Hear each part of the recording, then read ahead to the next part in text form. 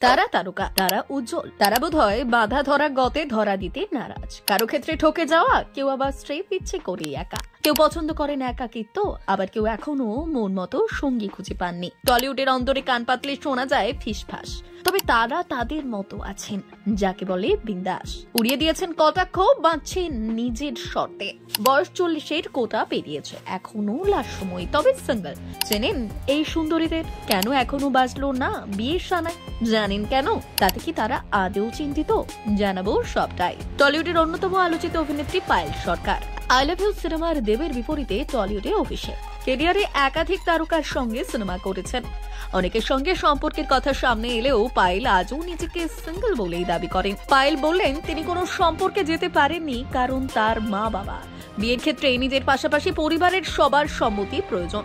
সাধারণ মেয়েদের ক্ষেত্রে জীবনে কোনো পুরুষের জায়গা করে নেওয়া অনেক ক্ষেত্রেই মেনে নিতে পারে না পরিবার, যদিও সেটা সন্তানের ভালোর জন্যই। টলিউড বা বলিউড দুই ইন্ডাস্ট্রিতেই জমিয়ে কাজ করেছেন রাইমা। সুন্দরী এই অভিনেত্রীও 40 পেরিয়েছেন, অথচ তাকে দেখে সে কথা বোঝা দায়। রাইমার কথায় তার জীবনে বিয়েটাই সবকিছু নয়। অবিবাহিত বলে যে তিনি অসুখী এমনটা তো নয়। তিনি কাজের মধ্যে ডুবে থাকতে ভালোবাসেন, কেরিয়ার নিয়েও ভাবতে চান।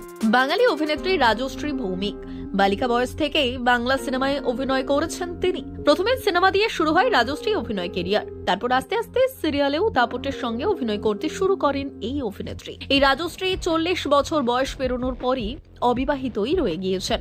তবে আজ পর্যন্ত বিয়ে করেননি রাজশ্রী। তাই নিয়ে খুব আক্ষেপ রয়েছে তার মনে। বলেছিলেন, আমি বিয়ে করিনি, বিয়ে করার মতো সত্যি কাউকে খুঁজে পাইনি। আমার দাদা বিয়ে করেছেন, ফলে মা আমার দাদার বিয়েতেই একমাত্র আনন্দ করতে পেরেছেন। আমার বিয়ে না করার সিদ্ধান্তকে আজও মেনে নিতে পারেন না মা।